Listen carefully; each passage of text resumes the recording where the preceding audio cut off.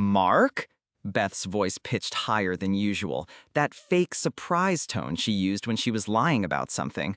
What a coincidence! Coincidence, right. Mark strode over, arms spread wide for his trademark bear hug. Eli, buddy, can you believe this? I booked this place last minute, needed to get away from the city stress. And here you two are, right next door.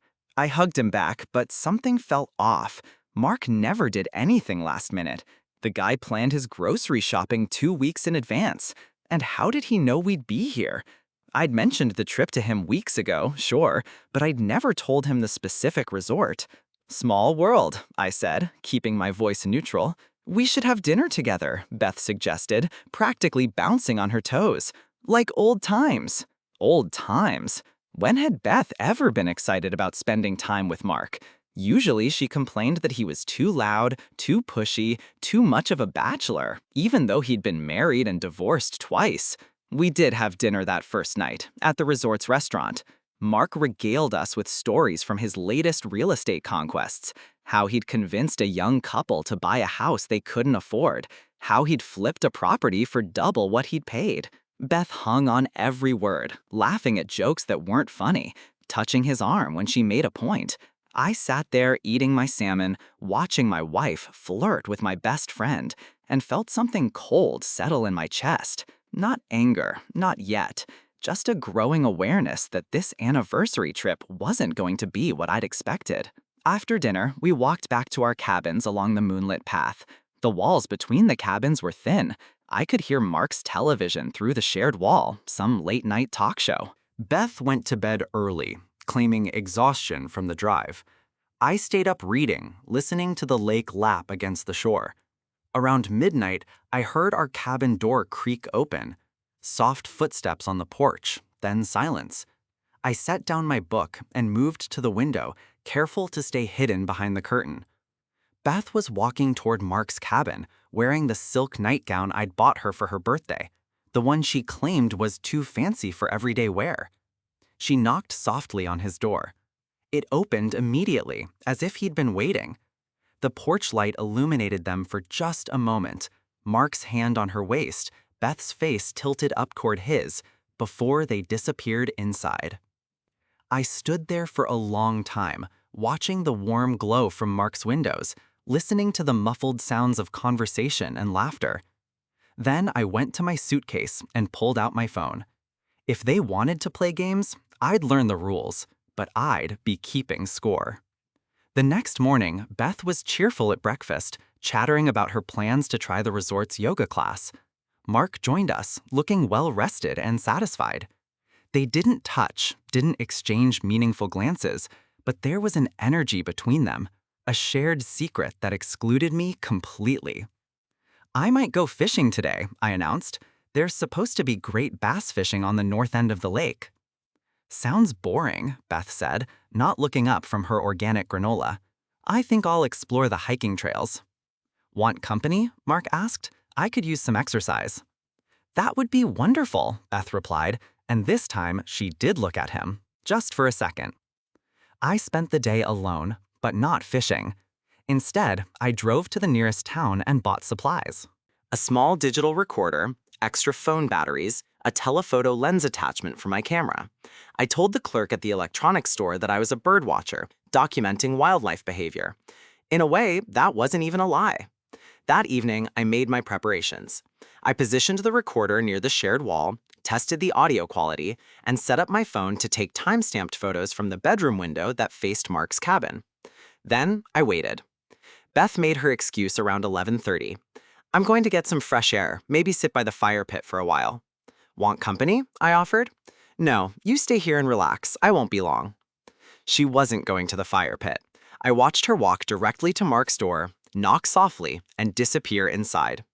I started the recorder and began documenting. 11:47 p.m.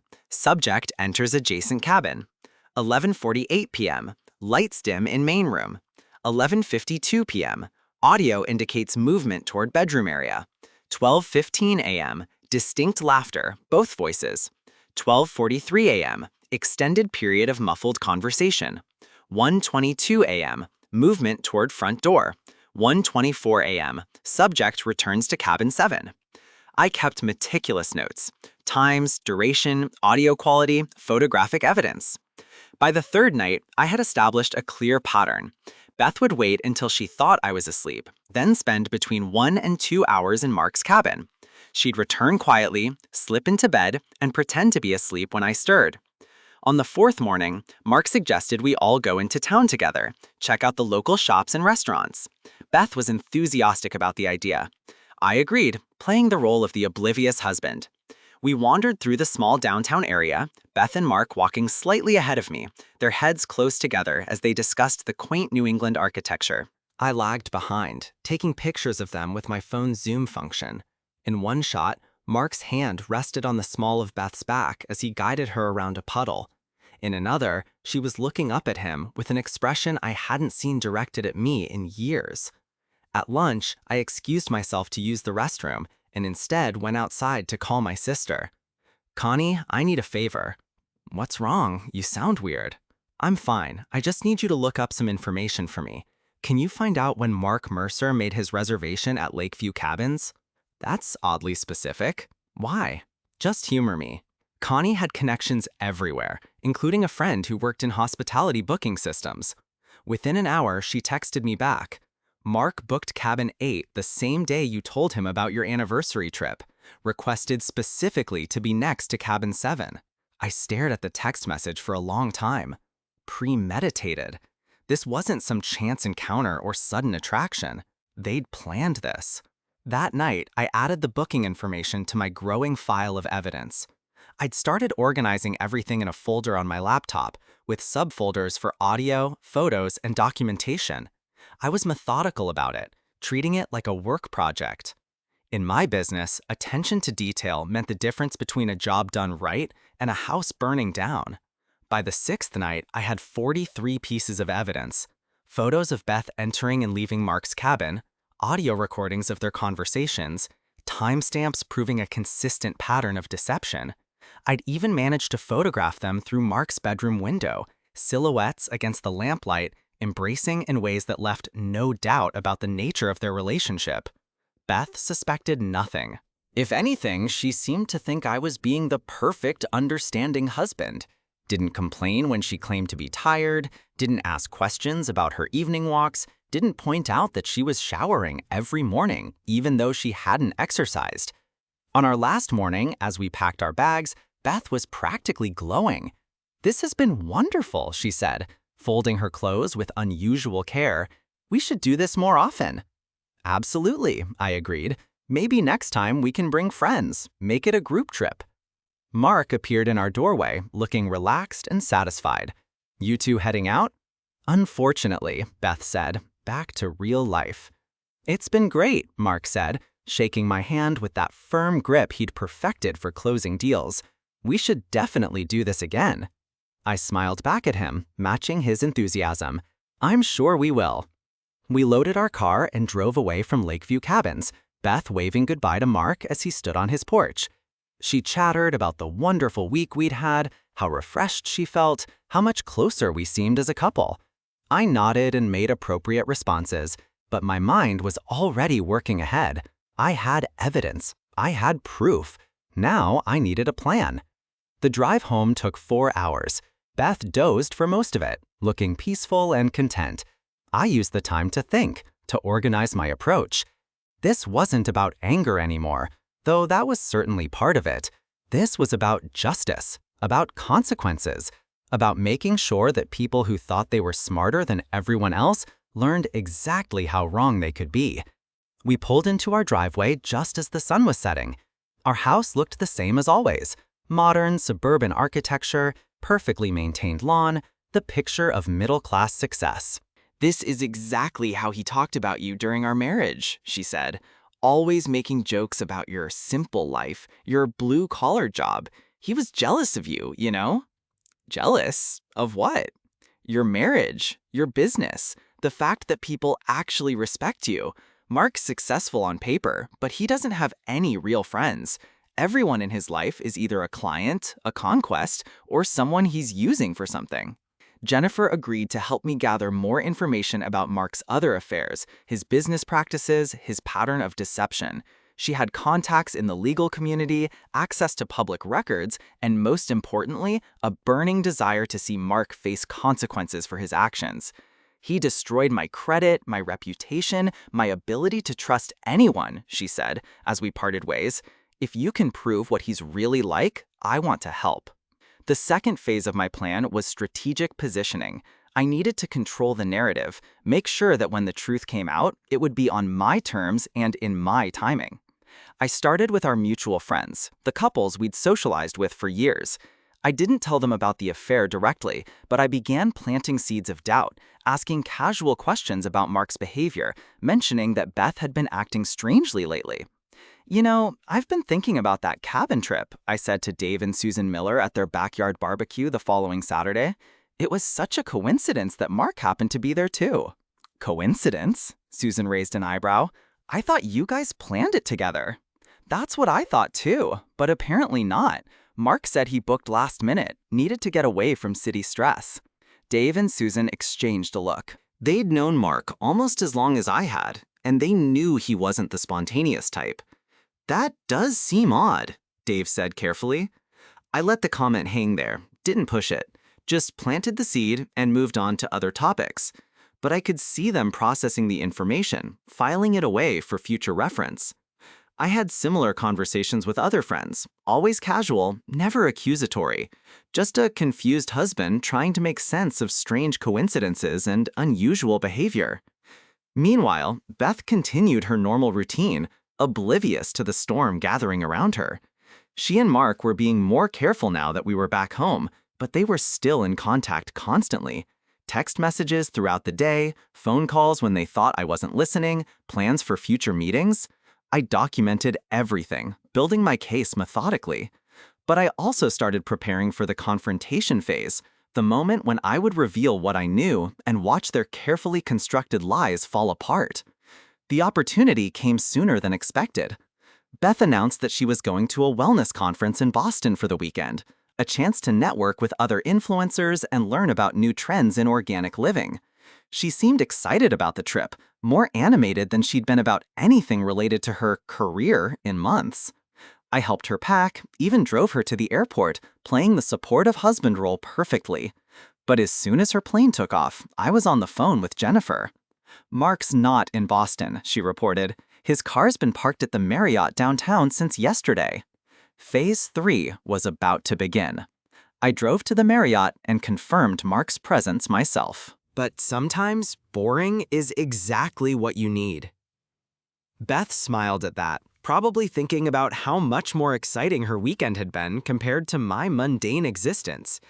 She had no idea that her boring husband had spent the weekend building the foundation for her complete social destruction. That night, after Beth had gone to sleep, I sat in my office organizing the final pieces of my evidence collection. Photos, documents, audio recordings, witness statements, timeline analysis. Everything cross-referenced, verified, and prepared for distribution. Tomorrow, I would begin the endgame. But tonight, I allowed myself a moment of satisfaction. I had been underestimated, dismissed as ordinary and predictable. They thought they were dealing with someone who could be easily fooled and quietly discarded. They were about to discover just how extraordinary an ordinary man could be when properly motivated. Monday morning arrived with the kind of crisp autumn clarity that makes everything seem sharper, more defined. I woke up before Beth, made coffee, and sat on our back deck reviewing my strategy one final time. Today would be the beginning of the end for their little game. Beth emerged from the bedroom around 8, looking refreshed and content. She'd been sleeping better lately, probably because her conscience wasn't bothering her. Some people are wired that way. They can compartmentalize their deceptions so completely that they actually feel good about themselves. I'm thinking about starting a new blog series, she announced over breakfast, scrolling through her phone. Something about authentic living and following your heart. The irony was so thick, I could have spread it on toast. Sounds inspiring, I managed. I want to write about taking risks, about not settling for a life that doesn't fulfill you. Too many people just accept mediocrity because it's safe. She was talking about me, of course, the mediocre husband who accepted his boring life while she pursued authentic fulfillment with my best friend. I nodded encouragingly and finished my coffee. "I've got to run," I said, kissing her forehead like a dutiful spouse. "Big day ahead." That wasn't a lie. I had 3 stops to make before noon, and each one would set a crucial piece of my plan in motion. First stop was Jennifer's law office. She'd been busy over the weekend, using her paralegal skills and professional connections to dig deeper into Mark's background. What she'd found was enlightening. "He's been running the same playbook for years," she explained, spreading documents across the conference table. "Serial affairs, always with married women, always with elaborate deceptions. And look at this." She showed me financial records that painted a troubling picture. Mark's real estate business was struggling more than anyone knew. He'd been living off credit and borrowed money for months, maintaining his successful image while his actual income declined. The expensive car, the downtown apartment, the lavish lifestyle, all of it was smoke and mirrors. "He's looking for an exit strategy," Jennifer concluded, "someone to support him while he figures out his next move. Beth's not just an affair partner, she's a potential meal ticket." That added a new dimension to their relationship that I hadn't considered. Mark wasn't just betraying our friendship for romance, he was doing it for financial security. What matters is that I know, and I know you've been helping them. It was a calculated guess, but Carla's reaction confirmed it. She'd been providing cover for Beth, creating alibis, probably even facilitating some of their meetings. "I didn't mean for it to happen," Carla said defensively. "Beth was unhappy, and Mark was there, and they just connected." For 3 months? You don't understand what it's like for her, being married to someone who doesn't appreciate her ambitions, who doesn't support her dreams. I let that slide, focusing on what I needed from this conversation. "Here's what's going to happen, Carla. You're going to tell me everything you know about their relationship, and in return, I won't mention your role in this when everything comes out." Carla was trapped, and she knew it. If Beth's affair became public knowledge, Carla's role as enabler would make her look complicit. She couldn't afford another scandal so soon after her divorce. She told me everything. The hotels they'd used, the cover stories she'd helped create, the long-term plans they'd discussed. Beth and Mark weren't just having an affair, they were planning to disappear together, probably to Florida or California, where Mark claims to have business opportunities waiting. "They're going to do it soon," Carla admitted. "Maybe in the next few weeks. Beth's been liquidating some of her investments, converting everything to cash." That explained Beth's recent interest in financial planning and her meetings with her investment advisor. She wasn't planning for our future together, she was planning her escape. My third stop was the most important. I drove to Mark's office, a sleek real estate firm in the downtown business district. "I never meant for it to happen," she said, which was the first honest thing she'd said to me in months. "But it did happen, and you chose to keep it happening every single day for 3 months. My phone rang. Mark's name appeared on the screen, and I answered it on speaker. "Eli, we need to talk." Mark's voice was strained, desperate. "I'm listening." "Not over the phone, in person. There are things you don't understand." "I understand perfectly. You've been screwing my wife and planning to steal her inheritance. What else is there to know?" "It's not like that. You're making this sound worse than it is." "Really? Then explain to me how it actually is, Mark. Explain how you specifically booked the cabin next to ours. Explain the hotel receipts from Boston. Explain the text messages where you called me a boring electrician." Silence on the other end of the line. "That's what I thought," I continued. "You made your choice, Mark. You chose to betray 15 years of friendship for a few months of excitement. Now you get to explain that to everyone we know." "Eli, please, can't we work this out like adults?" "We could have worked it out like adults if you'd been honest with me. Instead, you looked me in the eye and lied. So no, we can't work this out." I hung up the phone and looked at Beth, who was crying now. Real tears, not the manipulative kind she'd used during our marriage whenever she wanted something. "What happens now?" she asked. "Now you decide what you want to do. You can stay and try to repair the damage you've done to our marriage, or you can go be with Mark and face the consequences of that choice. But you don't get to have both anymore. I need time to think. You've had 3 months to think. Time's up. Beth went upstairs to pack a bag, probably planning to stay with Carla while she figured out her next move. I didn't try to stop her. In fact, her leaving would make the next phase of my plan easier to execute.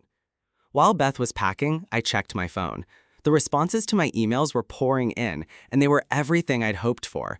Shock, outrage, support for me, and complete condemnation of Beth and Mark's behavior. Jennifer had forwarded my evidence to Mark's professional contacts, including his real estate broker and several major clients. Mark's business reputation was built on trust and family values. Being exposed as a serial cheater who targeted married women would destroy his career prospects. Tracy, Mark's girlfriend, had responded with gratitude and fury. She'd immediately ended their relationship and was planning to warn his other female contacts about his pattern of deception. Our mutual friends were choosing sides, and the sides were clear. I was the wronged party, the victim of a calculated betrayal. Beth and Mark were the villains, the selfish cheaters who had destroyed a marriage and a friendship for their own gratification. Beth came downstairs with a suitcase, her face streaked with tears and her phone buzzing constantly with calls she wasn't answering. "I'm going to stay with Carla for a few days," she said. "Good luck with that. Carla's been helping you lie to me for months. I'm sure she'll be very supportive when her own reputation gets dragged through this mess." Beth's face went pale. She hadn't considered that Carla's role in the affair would become public knowledge. "You told them about Carla?" "I told them everything, Beth. Every lie, every deception, every person who helped you betray our marriage. Actions have consequences." Beth left without another word, probably realizing that anything else she said would only make her situation worse. I spent the rest of the day managing the fallout. Phone calls from friends and family, text messages of support, and a few awkward conversations with people who had suspected something but hadn't wanted to get involved. The most satisfying call came from Dave Miller, one of our couple friends who had always been impressed by Mark's success and charm. "I owe you an apology, Eli," Dave said. "I always thought Mark was a stand-up guy, but looking back, there were signs. The way he talked about women, the way he always seemed to be working an angle." "Don't apologize. He fooled everyone." "Still, I should have said something when I noticed him and Beth acting weird at the barbecue last month. I just didn't want to cause drama." "It's not your responsibility to police other people's marriages, but I appreciate the support now." By evening, the story had spread through our entire social circle. Mark's phone calls had stopped, probably because he'd realized that damage control was impossible. Beth was staying with Carla, but according to mutual friends, even Carla was having second thoughts about her role in the affair. I ordered pizza for dinner and ate it while reading the continuing stream of supportive messages. People were sharing their own stories of betrayal, expressing admiration for how I'd handled the situation, and offering various forms of assistance as I navigated the aftermath. But I wasn't done yet. The public exposure was just the first phase of their punishment. Phase 2 would be more personal, more targeted, and infinitely more satisfying. Mark thought he was dealing with a predictable, boring electrician who would quietly accept his fate and fade into the background. He was about to learn just how wrong he could be. Beth thought she could manipulate her way back into my good graces or find sympathy from mutual friends by playing the victim. They were both about to discover that their worst nightmare wasn't an angry husband seeking revenge. Their worst nightmare was a methodical, patient man who had been systematically documenting their every move and was now prepared to use that information in ways they couldn't imagine. The real fun was just beginning. Saturday morning brought unexpected visitors. I was finishing my coffee when I heard cars pulling into my driveway. Not one car, but 3. Through the window, I could see Connie's pickup truck, Jennifer's sedan, and a third vehicle I didn't recognize. The doorbell rang, and I opened it to find quite the gathering on my front porch. Connie stood there grinning like she'd won the lottery. Jennifer looked grimly satisfied, and behind them was a woman I'd never seen before. Tall, blonde, expensively dressed, and carrying herself with the confidence of someone used to getting what she wanted. "Eli," Connie said. I'd like you to meet Amanda Richardson, Mark's first ex-wife. Amanda stepped forward and extended her hand. Her grip was firm, her smile sharp as a blade. I've been looking forward to meeting you, Eli. I think we have a lot to discuss. I invited them in, curious about what had brought this unlikely alliance to my doorstep. We settled in the living room, and Amanda wasted no time getting to the point. I heard about your situation through Jennifer, she began. He wasn't just betraying individual friendships. He was operating like a professional con artist with multiple targets and elaborate schemes to access their resources. There's more, Connie said, and her grin turned predatory. Tell him about the business records. Amanda pulled out another set of documents. Mark's real estate business is completely fraudulent. He's been operating without a proper license for 8 months, ever since the state board suspended him for ethics violations. Every deal he's closed recently has been illegal. How is that possible? He's been using a partner's license number and forging documents, Jennifer explained. I have contacts at the state regulatory board. They've been building a case against him, but they needed more evidence of ongoing violations. Amanda smiled.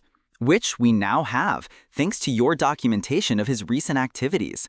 The photos you took of him at various hotels, the evidence of his financial situation, the proof that he's been deceiving multiple women simultaneously, it all supports the fraud case. I was beginning to understand the scope of what they were proposing. This wasn't just about revenge for my personal situation. This was about bringing down a serial predator who had been operating with impunity for years. What do you need from me? I asked. Your evidence, Amanda said simply. Combined with what we've already gathered, it will be enough to destroy him completely. Criminal charges, civil liability, professional sanctions, the works. And Beth? Amanda's expression softened slightly. Beth is a victim too, in a way. Mark targeted her specifically because of her inheritance and her vulnerable marriage situation. But the criminal case will focus on Mark. I thought about Beth, probably sitting in Carla's apartment right now, trying to figure out how to salvage her reputation and her relationship with Mark. She had no idea that Mark was already planning to abandon her, just like he'd abandoned every other woman who'd served his purposes. She deserves to know the truth about Mark, I said finally. About what he really is, about his other targets, about his pattern of behavior. Are you sure? Connie asked. After everything she's done to you? She's still my wife, and she's walking into a trap that could destroy her financially and emotionally. Whatever problems we have, I don't want to see her victimized by a professional con artist. Amanda smiled approvingly. That's very generous of you, and it might actually work in your favor. If Beth realizes she's been manipulated, she might be willing to cooperate with the investigation. We spent the next 2 hours planning our coordinated attack. Amanda would contact Mark's other targets. Jennifer would file the regulatory complaints, and I would reach out to Beth with evidence of Mark's true nature. When do we do this? I asked. Now, Amanda said. Mark's getting suspicious about the attention he's receiving. If we wait, he might disappear before we can build our case. I called Beth's phone. She answered on the 4th ring, her voice cautious and strained. What do you want, Eli? I need to see you. There are things about Mark that you don't know, things that will change how you feel about your situation. I'm not interested in your manipulation tactics. This isn't manipulation, Beth. Mark is not who you think he is. He's done this before, multiple times, and he's doing it to other women right now. There was a long pause. What are you talking about? Meet me somewhere neutral. Bring Carla if you want, but you need to hear this. We agreed to meet at a coffee shop downtown, neutral territory where Beth would feel safe.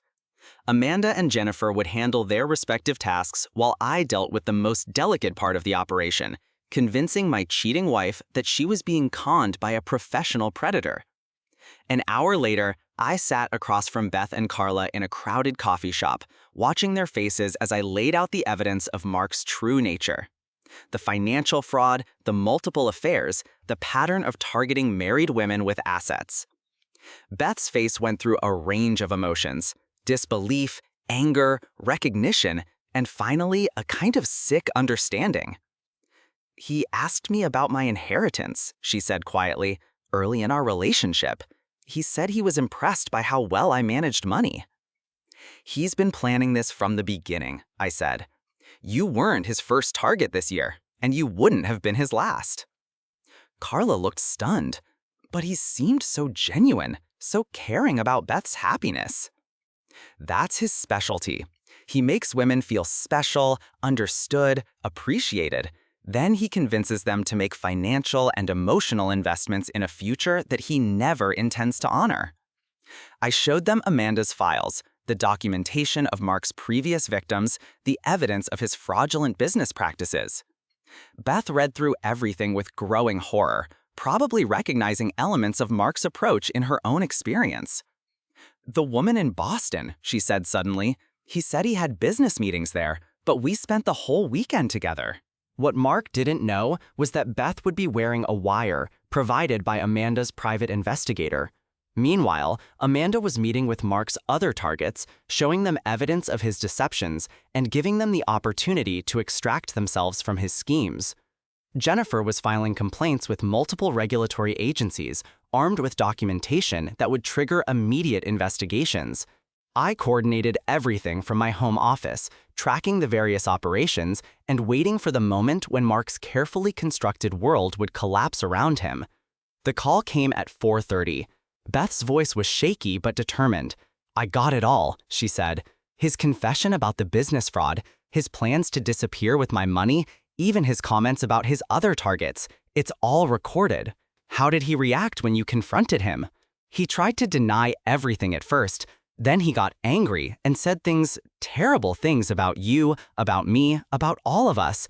He showed his true nature. Are you okay? I'm better than okay. I'm free. By evening, Mark's world was in ruins. The state regulatory board had suspended his business operations. His other targets had ended their relationships with him, and criminal charges were being prepared based on the evidence we'd gathered. Mark himself had disappeared, probably realizing that his schemes had been exposed and his options were limited. But Amanda assured me that he wouldn't get far. She had contacts in law enforcement who were already tracking his movements. Beth came home that evening looking exhausted but somehow lighter than she'd seemed in months. We sat on our back deck, not talking much, just processing the events of the day. I'm sorry, she said finally, for everything. The methodical evidence gathering, the strategic revelation of information, the coordinated effort to bring down a predator, it had consumed weeks of my life and fundamentally changed how I saw myself. No, I said finally, I don't regret it. Mark was destroying lives, and someone needed to stop him. I'm glad it was us. Even though it meant destroying our marriage in the process? Our marriage was already destroyed, Beth. Mark just made it impossible to ignore. What we're building now, that's something different, something honest. Beth nodded, understanding. We were no longer the same people who had taken that anniversary trip to Maine. The betrayal, the investigation, the exposure, and the aftermath had changed us both in fundamental ways. But maybe that wasn't entirely a bad thing. A year later, I was working on an electrical project for a new client when I received an unexpected call. It was from a woman named Sarah who had heard about the Mark Mercer case through mutual friends. I think my husband might be having an affair, she said, and I think the other woman might be targeting him for financial reasons. I heard you were very thorough in documenting evidence. I listened to her story, recognizing familiar patterns of deception and manipulation. Her husband's behavior, the suspicious financial transactions, the elaborate lies, it all sounded disturbingly familiar. I can give you some advice about evidence gathering, I said, but you should also contact Amanda Richardson. She specializes in these kinds of cases now. After I hung up, I realized that my experience with Mark and Beth had given me an unexpected expertise in recognizing and documenting deception. It wasn't something I'd set out to learn. There were no books, no courses, no intention behind it. It came from living inside a lie long enough to understand its architecture. The pauses that lasted a second too long, the stories that were technically consistent but emotionally hollow, the way people over-explained when the truth would have been simpler. Once you've seen it up close, you start seeing it everywhere. People were starting to seek me out for advice, treating me as someone who understood the psychology of betrayal and the mechanics of revenge. Friends of friends, coworkers, strangers who'd heard fragments of what I'd done and wanted to know how. Not how to heal, but how to see, how to document, how to protect themselves before things spun out of control. It wasn't a career I'd ever planned, but it was strangely satisfying work. There was something grounding about helping people regain agency, not by yelling, not by confronting blindly, but by observing carefully and acting deliberately. It felt less like revenge and more like restoration, like balance being returned to systems that had tilted too far toward manipulation. Beth and I were doing better. Not perfect, not fully healed, but better. The kind of better that comes from hard conversations instead of quick apologies.